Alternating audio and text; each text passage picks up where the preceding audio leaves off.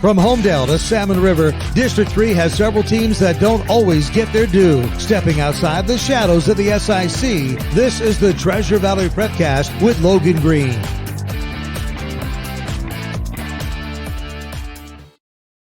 That's right. Welcome in. Another edition of the Treasure Valley Prepcast on IdahoSports.com, breaking down the 3A, 2A, 1A scene in District 3 each and every week. Brandon Baney joined by the man repping the Coal Valley Chargers, Logan Green. What's up?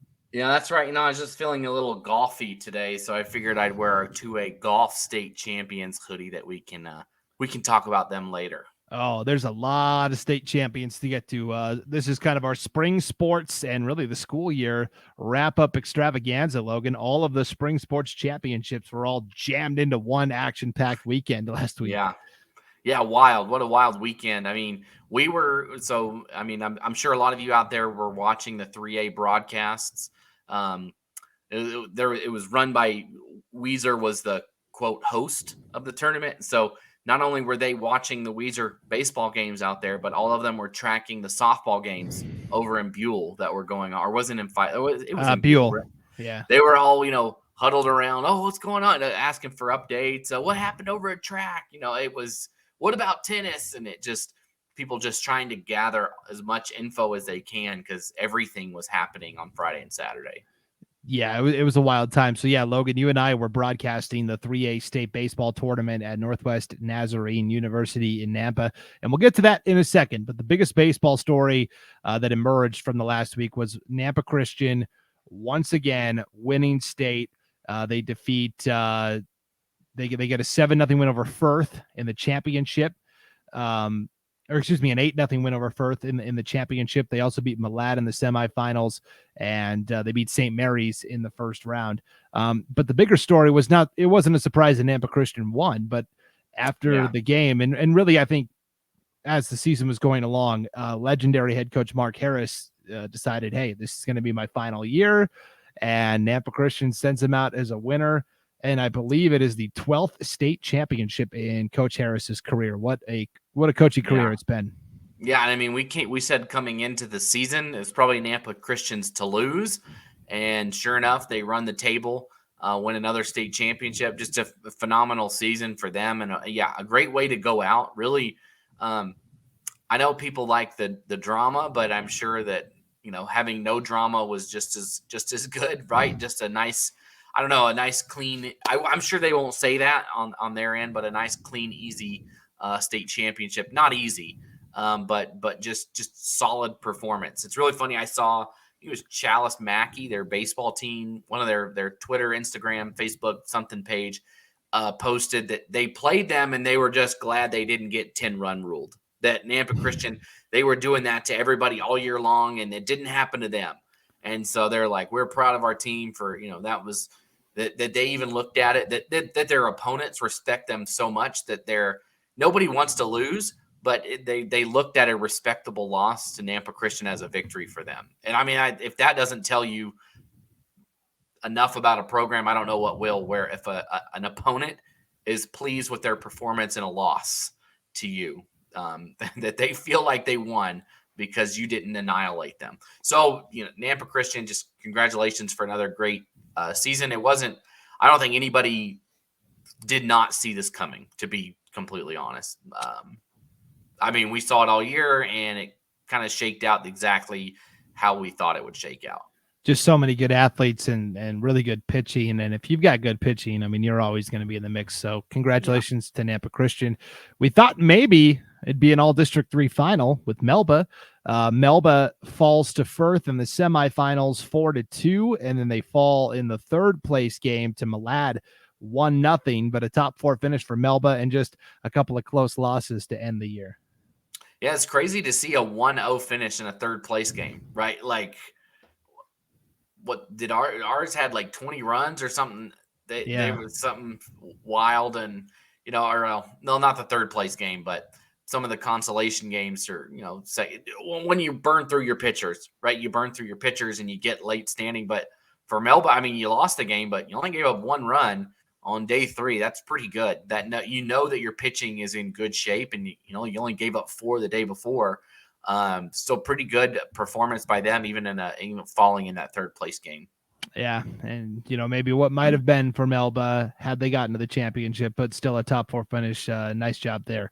3A baseball tournament, Logan. This is where you and I were. Yeah. And with the fact that a District 3 team got to the championship wasn't surprising, but I think it was the team that emerged. Fruitland, the number 7 seed. They knock out Kimberly, the 2 seed in the first round, 8-3. They absolutely demolish Weiser, the defending 3A champs, and the 3 seed in the semifinals, 20-6. And then they get to the championship and run out of steam against a Marsh Valley team that 10-run ruled every team they played. But man, what a fun run that was to watch this young Grizzlies team. Yeah. The entire infield is freshmen, Logan. Yeah, no, they were extremely fun to watch. And I'll say that was the most fun little team I've seen, the little team that could. I'm sure they'll be offended by that. But no, they're young. They're just so young, but they were so good. And here's the thing, Brandon. I mean, we talked about it on our broadcast. We thought maybe Kimberly made a mistake in that first game where they pulled their starter, put the other guy in, and then they ended up falling apart. But the thing is, I don't think I gave Fruitland enough credit, and I just want to give them that now, that it didn't matter. That was still a Kimberly team that blew through their season, except for 2 games, except for the first week of the season, coming off a state basketball championship, and 2 games against the state champs Marsh Valley, which they only lost 3-2, and we saw what Marsh Valley did. But my goodness, you stood out there and they took the balls. They took the walks. They did not bite. They are freshmen. Half that lineup is out there as a freshman, and they didn't bite on the bad pitches. They didn't swing at things they shouldn't have. They let it come to them, and they got those runs across the board. Doesn't matter that the pitcher changed. Kimberly had been doing that to teams all year. And what Zane Bidwell did on the mound in that first game to just completely shut them down is worthy of honor and praise to do that. And I know that I think I overlooked it. I said Kimberly blew it, but really, I mean, Fruitland stood in there and they did what they had to do, and they took what came to them. And because of it, they went to a state championship. The next day, they turned up the heat. And I think after that, they're like, all right, we're here. And they just creamed Weiser. But man, they didn't make mistakes in that first game. They could have made mistakes. They didn't. They could have, they could have swung at those bad pitches. They didn't. They could have, Bidwell could have gone out and pitched a terrible game. Catcher could have missed a lot of balls. That didn't happen. So they earned every bit of that victory against Kimberly. And we saw Kimberly go on, and we thought that they pitched a no-hitter. They shut out their next 2 teams. They did very, very well in their next 2 games. And you look at them and said, man, maybe this is a team that probably could have and defeated Marsh Valley, and that they were the ones to stand with them. But on that day, Fruitland was better than Kimberly. Yeah, Kimberly, after they lost to Fruitland, got a no-hitter and a 1-hitter. So they allowed 1 hit over the next 2 games. For Fruitland, Zane Bidwell, what a tournament he had. You talked about the pitching performance. He held a Kimberly lineup where every single player was batting over 300 to just the 3 runs. And then in the championship game against Marsh Valley, he crushed a home run to left field as well. One of only three players to hit a home run, and one of only 2 to hit a home run that actually, went out of the park. So pretty impressive. Great effort from Fruitland. Nothing to be disappointed about if I'm them. I look forward and I say, they are going to be very good for the next couple of years. They just have the youth there, and those guys have played for a state championship. Just having that under your belt is going to bode well in the future for you. We had a wild opening round game between Weiser and Homedale. It was a 12-11 Weiser victory.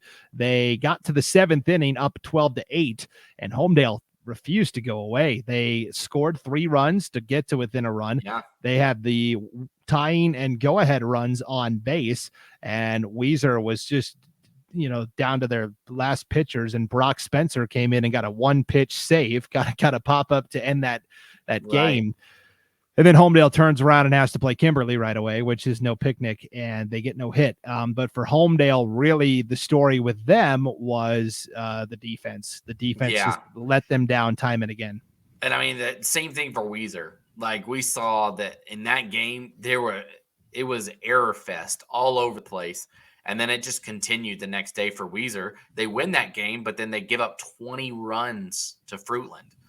Like, I think we were looking at the stats, and I don't think Weiser had given up more than 10 in a game, but twice in games in which they won. And then to give up 20, just a phenomenal, like, just a comedy of errors, really. And those for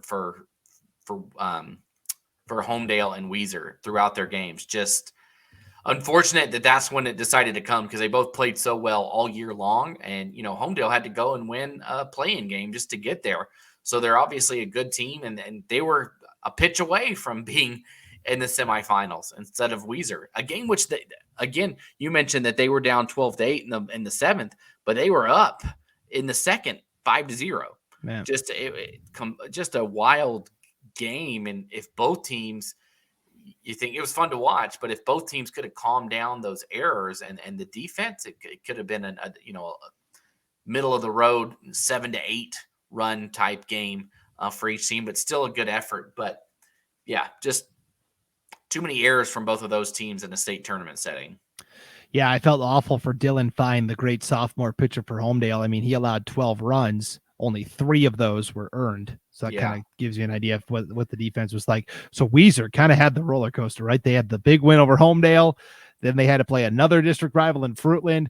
They're licking their wounds a little bit. They come back in the third place game and defeat Sugar Salem with a great pitching performance from Willie Schertz. And like you said, Weiser was kind of just one bad game away from possibly challenging Marsh Valley for that championship. Yeah. It's crazy what happened. I mean, you know what? Fruitland played the best, and they earned their trip. Kimberly, like I said, that's probably the matchup we all thought we would see in the championship. But I tell you what, those young guys for Fruitland, they earned every bit of their trip to the state championship.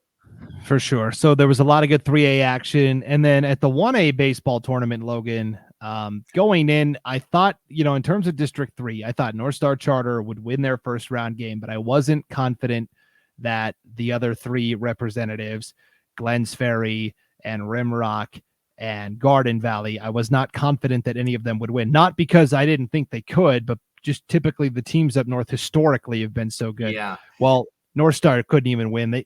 District 3 gets swept in the first round 4-0. And I think that probably doesn't happen if District 2 didn't end the way it did up there. With their 1 and 2, Troy and Genesee ended up losing to Clearwater Valley and Prairie. And so the way that bracket is seeded based on your position in the district tournament. And so you had North Star and playing Troy. Yeah. And that's a semifinal game. I think potentially even a state championship matchup. I think Genesee, Troy, and North Star are neck and neck, those 3.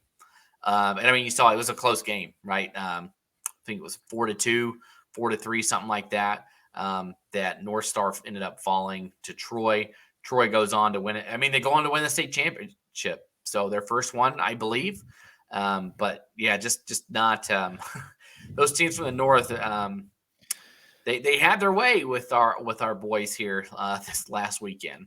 Yeah, it was a tough way to go. Now North Star, to their credit, battled back and end up winning the consolation over Glens Ferry. To me, North Star was head and shoulders better than anybody else from District 3. So the way that panned out didn't really surprise me. And now for North Star Charter, they said it best on their Facebook page. Their baseball team is a Facebook page, and they said, hey, this tournament didn't end the way we wanted it to, but or didn't go the way we wanted it to, but we ended with a win.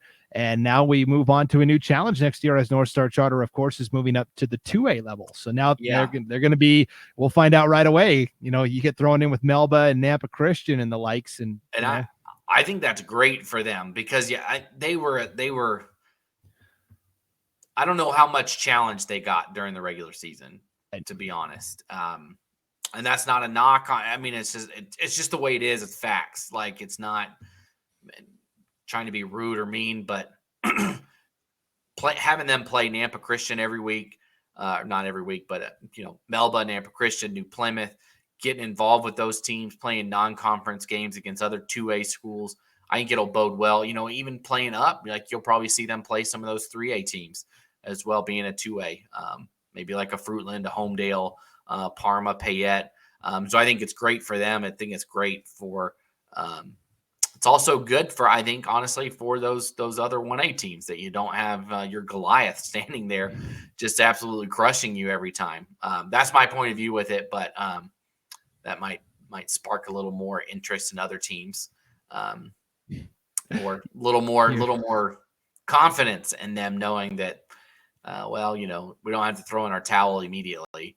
But I think it'd be fun to see North Star and Nampa Christian face off, and they can really see where they stand in terms of Idaho State baseball.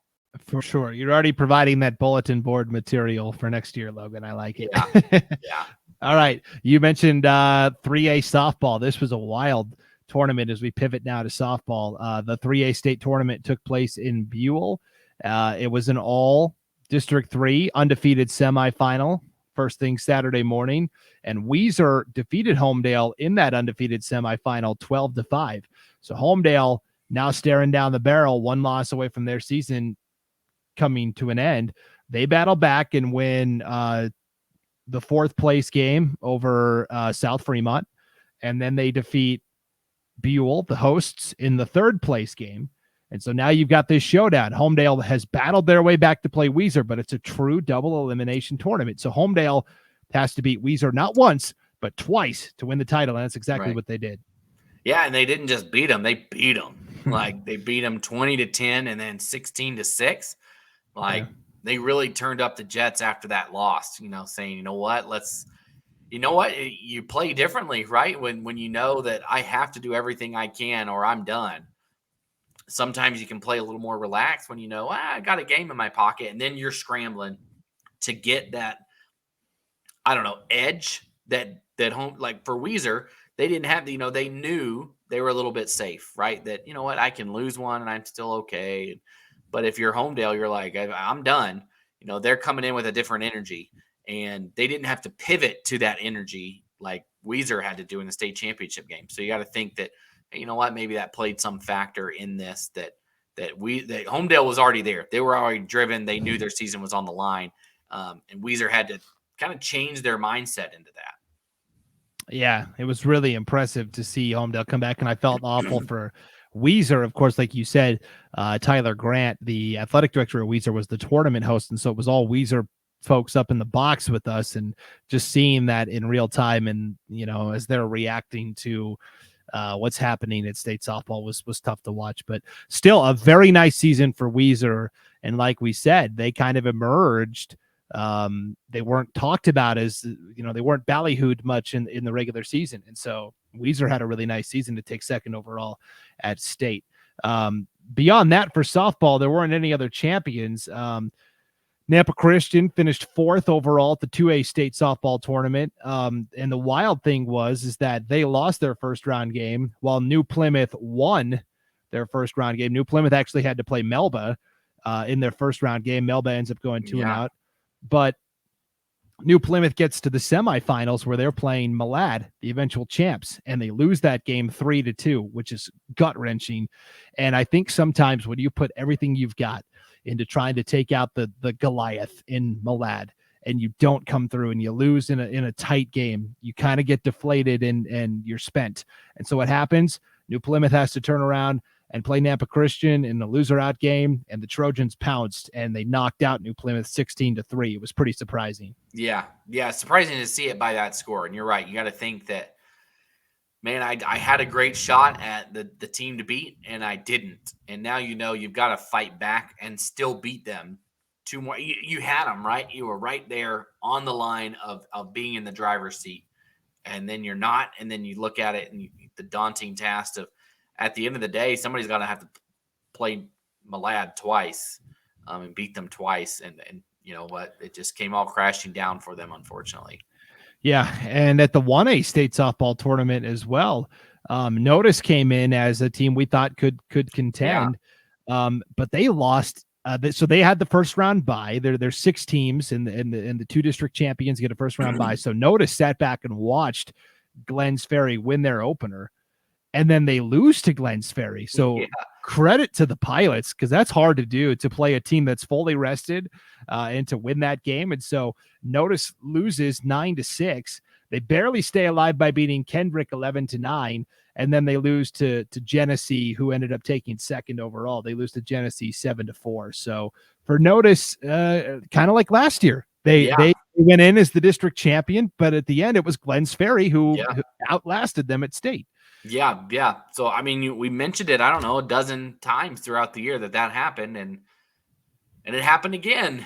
Just, it stinks for Notice, right? I feel like Notice is a school, they make it to state and quite a bit of tournaments. They just can't get over that hump at state, right? The football team seems to always be there. Girls basketball made it this year, softball team, and they just can't. Would love to see Notice just get over that hump right there. Just they're always so close. They're just right on the edge. They're always in the mix, but like you said, they get a ticket, but they don't ever get like past the front door. They get there, but we just don't see them typically playing deep, right? They maybe can win that first round game, but I would love to see them push forward in the future. For sure. Greenleaf Friends was there as well. They went 2-0, but a nice season by the Grizzlies as well. It was nice to see them make state for softball. All right, let's go to golf, Logan, where this all happened on last Monday. Cole Valley Christian wins the 2A boys golf title. And typically if you win the team title, that usually means you have the individual champ as well. And the Chargers had that honor in Parker Wallace. Yeah, what did he shoot, a 3 over, I think, to win over Gavin Rodig, and correct me if I'm wrong on the name. I've been doing my best here. Gavin Rodegiero of North Star Charter. Okay, I probably botched that. Yeah, so he won by a stroke.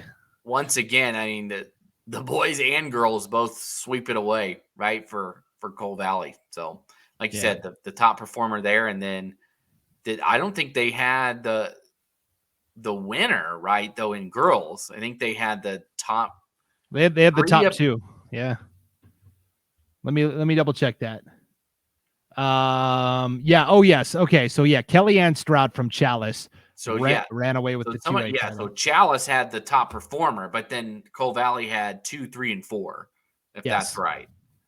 So the way it worked on the girls' side. So yes, Cole Valley won the team titles in golf for both 2A boys and 2A girls. Parker Wallace is the top individual on the boys' side for Cole Valley Christian. The top individual on the girls' side was Kellyanne Strand of Chalice, and she is going on to play at Nebraska next year. She's going to play golf for the Cornhuskers, so she is a big-time talent.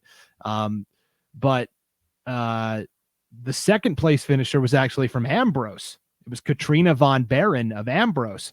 So you're thinking, well, how did Cole Valley, end up winning the team title? Well, they took third and fourth with the Singh Pursuits. You'll remember, Grace Singh Pursuit took third. Chloe, the younger Singh Pursuit, took fourth. And you'll remember we talked about Chloe a couple weeks ago when she got to go compete at the drive, pitch, and putt championships down at Augusta. Right. Yeah. So great effort from them to do that once again, like to sweep it, right? We got a sweep. We saw that in basketball. There was a lapway sweep of boys and girls, and we have a sweep right here of Cole Valley Christian winning the boys and the girls state championship for golf. Yep. And on the 3A girls side as well, Tia Uranga of Homedale wins the individual title. And I'll be honest, I'd kind of forgotten about her. I was looking at the big board of 3A girls golf contenders, and Reese Gary from Kimberly, I thought was the favorite coming in. She took third. And then I was like, well, Braylon Bayer of Bonners Ferry is good, and she's only a sophomore. Well, she took second. I totally forgot about Tia Uranga of Homedale. And so congratulations to her for winning the 3A individual title as well. Let's move on to tennis, where there was a lot of success for teams from District 3. Oh, go ahead. Sorry, Logan.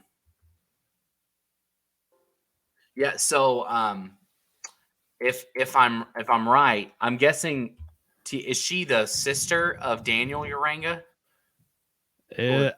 Somehow related to the other Uranga. So Daniel Uranga, right, was the quarterback for Homedale for a couple years, but he's actually playing golf at Duke right now.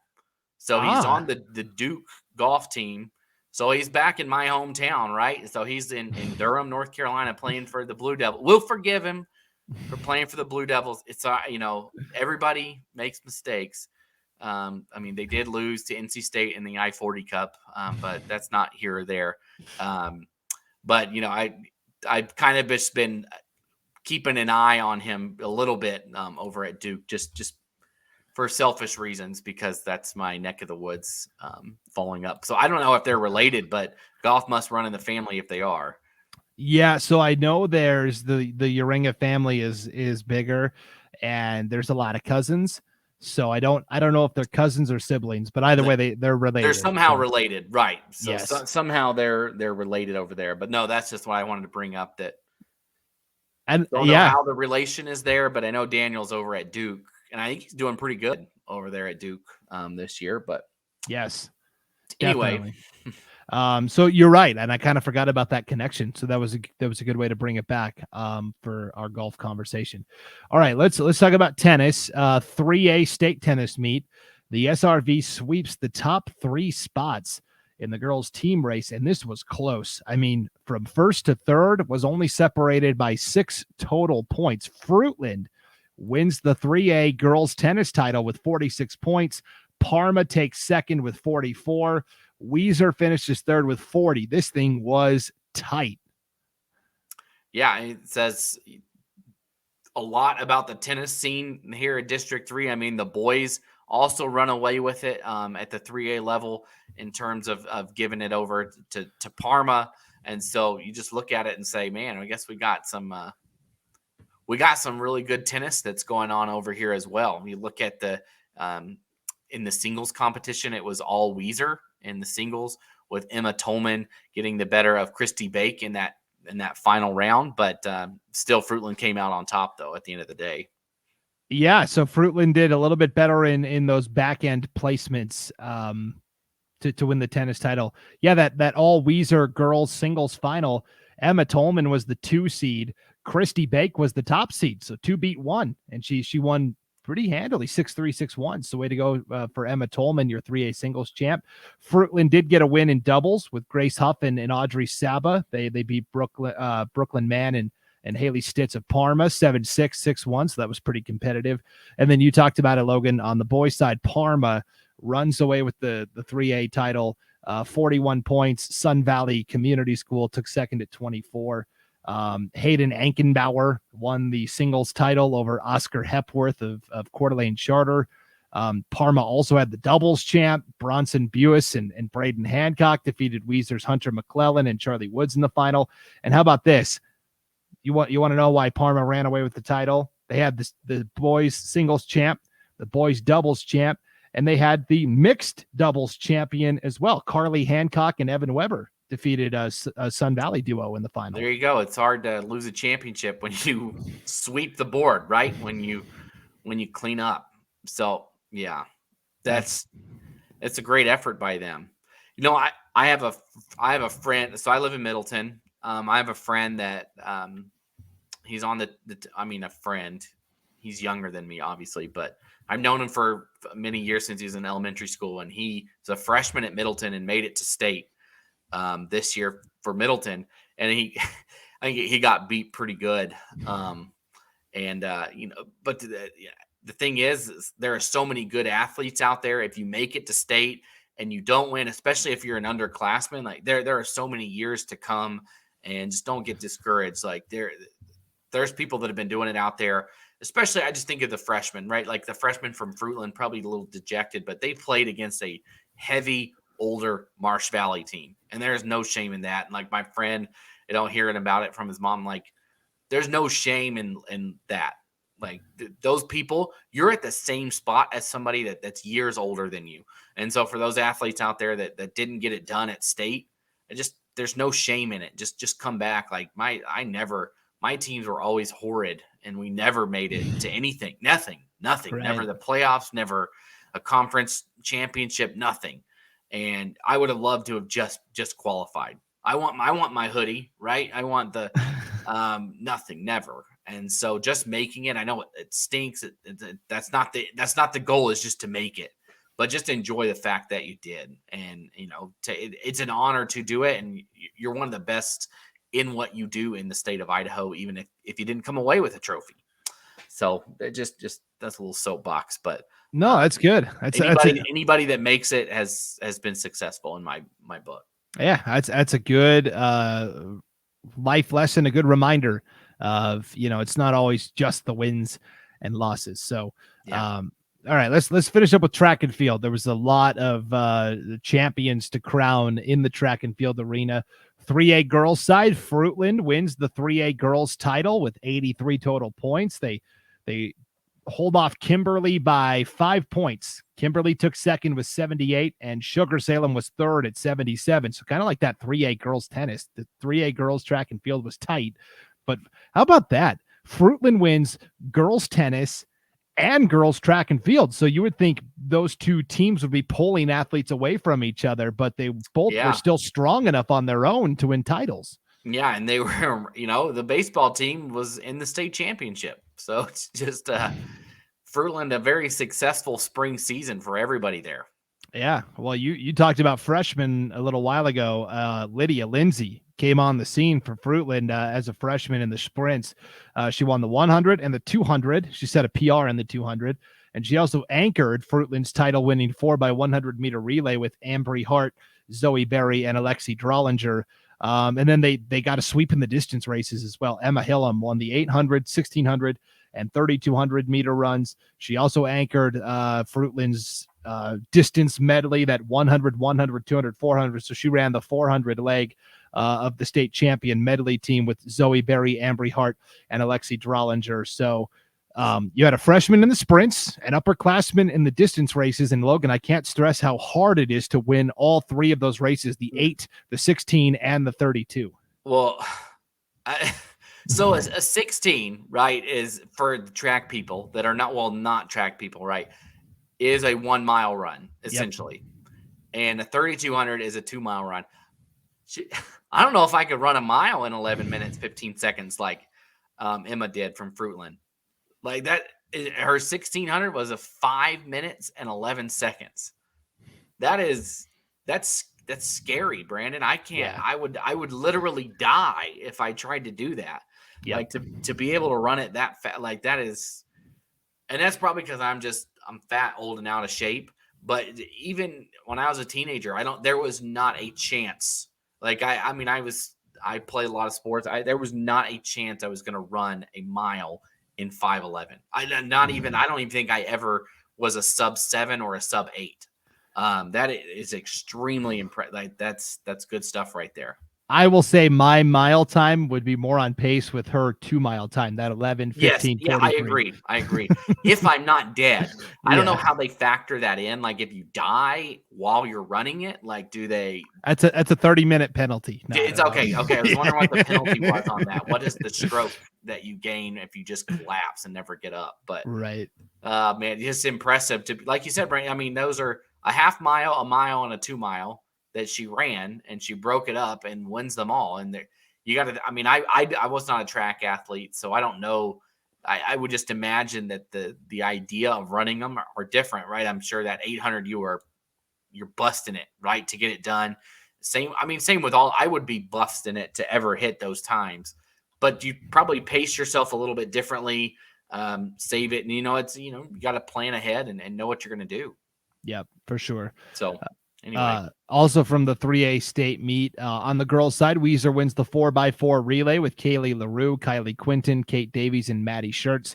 And Sydney Dennison of Payette wins the triple jump and the long jump. So a double gold for Sydney Dennison of Payette. Way to go. And speaking of Payette, on the boys' side, Case Lewis wins the high jump by clearing 6'2". So between Lewis on the boys' side and Dennison on the girls' side, Payette had a champion in all 3 jumping events. That's pretty awesome. Yeah. So they can jump in Payette. Isn't that interesting? Like how some schools like just dominate one area and jumping is Payette's field, I guess. Well, speaking of schools that dominate not just one area, but dominate everything, Melba sweeps the 2A track and field titles. Not a surprise on the girls' side. They were the favorite going in, and they win the 2A title on the girls' side with 106 points. Now, they did that with only 3 gold performances. Really, it was a depth of numbers victory for Melba. They had a lot of second, third, fourth place finishes, but their champions were Maya Young in the 100. The 4x200 meter relay team, Hallie Arnold, Kendall Clark, Anna Schaefer, and Maya Young on the anchor. And then Kendall Clark wins the triple jump as well. So Melba, despite not having a lot of performers at the top of the podium, had enough depth to win the 2A girls title. Yeah, and then they just go and do the same thing there at the boys title, right? They sweep it there.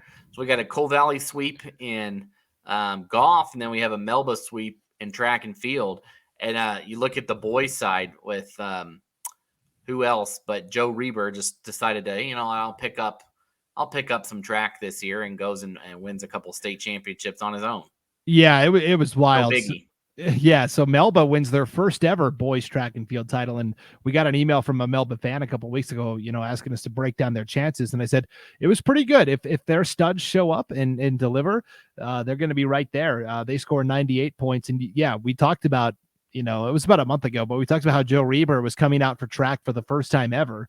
He wins the 100 and the 200.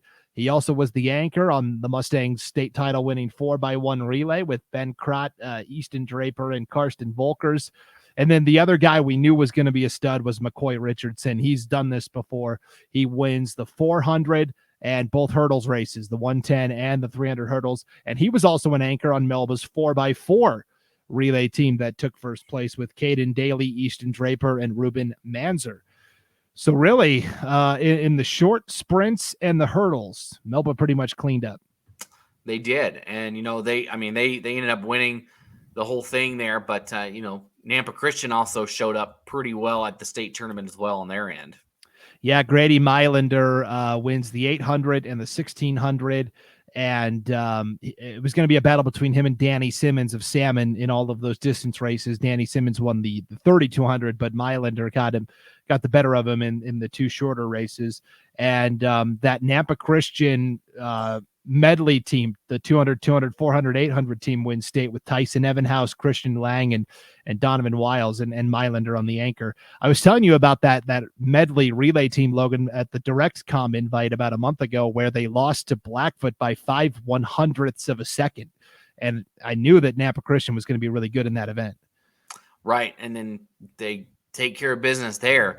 But if we look back at Grady Mylander, that his mile was 4:17.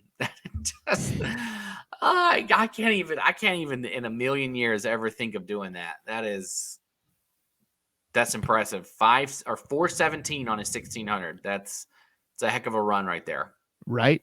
And you know what the craziest performance was from the 2A state meet? It didn't even come from a champion. Well, it came from a champion, but the most impressive District 3 performance to me came in the high jump, Logan. So we looked at the 3A meet. Case Lewis won the high jump by clearing 6'2", right? The winning jump at the 2A state track meet on the boys' side for the high jump was 6'10". 6'10". Think about that. Christian Bush of Bear Lake won it by clearing 6'10". But guess what? Joe Reber also cleared 6'10". But Bush won the title because he had fewer fouls. Whereas Reber hit the bar more times. But that is crazy to me to think that Joe Reber in his first year of track, like, we know the dude can elevate. We know he can dunk it, but clearing 6'10" in the high jump, that was easily the highest clearance of any athlete all the way up to 5A over the weekend. Really impressive from both those guys. Yeah. I mean, when I saw him play in that basketball game at Ambrose back in January, when he got up, I was blown away just looking at him. He got up there, and I mean, he got up.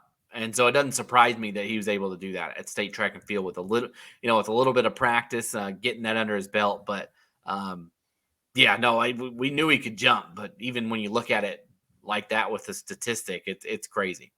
What a meet for Joe Reber, and Melba in general. Finally, from the 1A meet, we did have one girls champion. It was a freshman, Anna Dixon from Greenleaf Friends, wins the mile, 5:25:11. Still a pretty good time. Yeah, that's impressive. I mean, still, I every time I see that those numbers for those mile runs, I'm always impressed. I just can't. I can't even fathom doing it. So congratulations to everybody. And especially like you mentioned with Anna Dixon, just a freshman at Greenleaf, to be able to go out and do that. That's awesome. So congrats to her. Yeah, pretty remarkable stuff. And so we ran a little long today, but man, there was a lot of good stuff we had to get to, right? A lot of teams and athletes that needed to be recognized. And so now there's a couple of house cleaning things we got to talk about here at the end of the podcast. We're getting some questions. And the first question is, okay, now that the school year is done, is the podcast going away for the summer? And the answer to that is no. We are going to take next week off just to kind of reset, because it was a wild school year. We've done over 40 of these over the course of the year, Wow. Logan. Think about that. It's pretty crazy.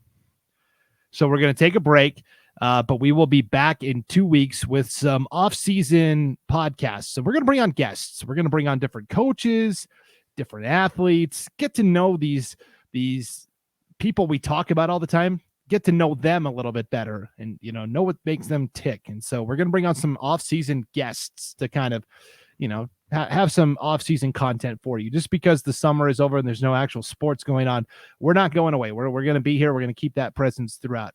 Now, the other component of this podcast moving forward, Logan, is that we announced on the SIC Prepcast. So for fans that may not know, this is the Treasure Valley Prepcast, and this is where we strictly talk 3A, 2A, 1A. Well, we also do a separate podcast Prepcast called the SIC Prepcast, where we talk just 5A, 4A. Well, Wayne DeZubak, our great host on the SIC Prepcast, is moving. So, we made the big announcement. We did our final show earlier this week. He's moving to your old stomping grounds, right, Logan, North Carolina. So he's going off into semi-retirement, and we wish him the best. But now the question is, well, who steps up and fills that void? And the answer is, it's you, Logan. You're sorry, everybody. More of me. That's just what everybody wants. You're well suited for this. I mean, for those that may not know, you live in Middleton, so you know all about what's going on at the 4A scene, and now Middleton is transitioning to 5A athletics starting next year. So it's going to be too difficult for us to do two separate podcasts each week, right? We're both incredibly busy guys, and we have a real boss that's a real stickler, right? So for sure. So what we're going to do is it'll still be the Treasure Valley Prepcast, but we're going to fold in some of that 5A, 4A stuff. So we're going to cover it all. We're going to go 5A all the way down to 1A each week. And what that means is we probably won't hit every classification every week, or if we do, it's going to be maybe just a quick drive-by. But if there's a big story going on, kind of like we did in the spring, send those emails in if there's topics you want us to talk about, and we'll certainly cover them. So, I don't plan to not, neglect what we were already doing. Right. We won't. It's not like if we give a 35 minutes every week, we're not giving half and half. We're not going to cut into that. We'll just add on the new stuff. So yes, maybe a little bit longer than other prepcasts because it's a combo, but we will not neglect the people that we've been with the whole time. That yes, and I want to stress that it's not going to become we're talking about Rocky Mountain and Bora for 30 of the 35 minutes. Yeah. That's not how this is going to go. So we hope everybody sticks with us as we kind of meld these two audiences together. So what that means is during this off-season interview series, we're going to do some 5A, 4A interviews that you're going to see in your podcast feed. But we want you to still come along for the ride because it's going to be a lot of fun. And I think generally people like us, Logan, right? I think so.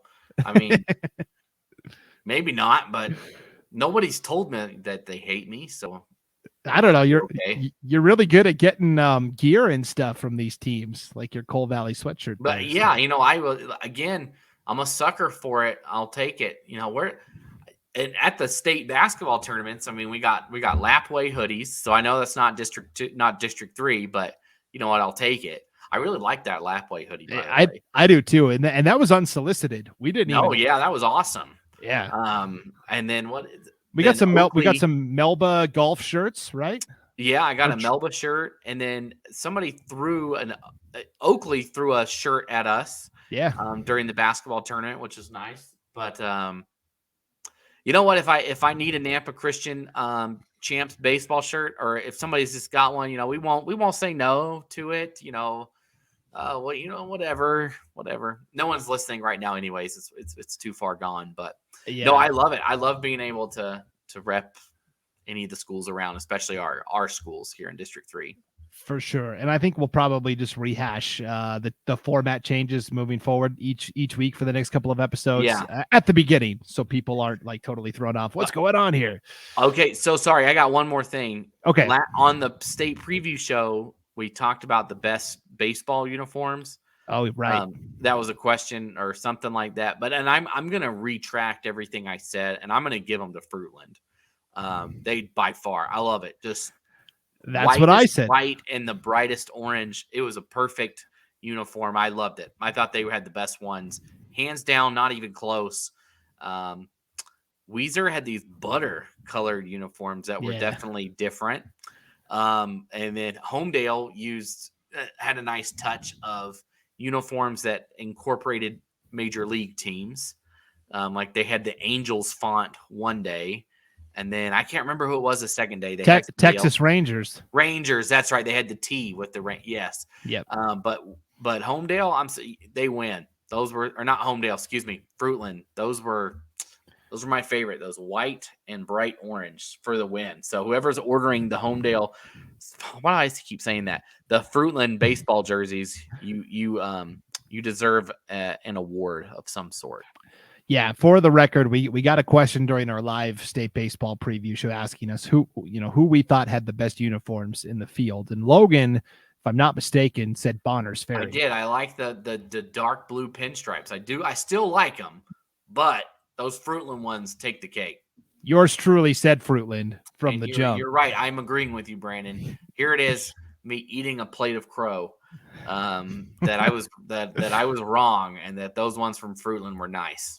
And the numbers kind of faded as they went down the back of the jersey too. As you got to the bottom of the number, it kind of faded into the white, which was a nice touch, I thought, as well. We Homedales were good. The problem I had was they're black and red, and when they played Kimberly was also wearing black and red. It got very confusing to differentiate who was who. It was a mess, that game, to be honest. Yeah, it was.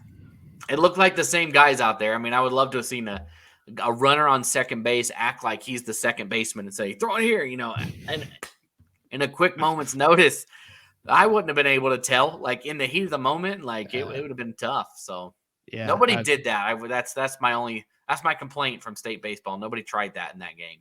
Right. That would have been all-time move for sure. So, all right. Thanks everybody for tuning in to this elongated version of the Treasure Valley Prepcast. We will be back with some off-season content for you in a couple of weeks. But until then, for Logan Green, I'm Brandon Baney. Thanks for tuning in on IdahoSports.com.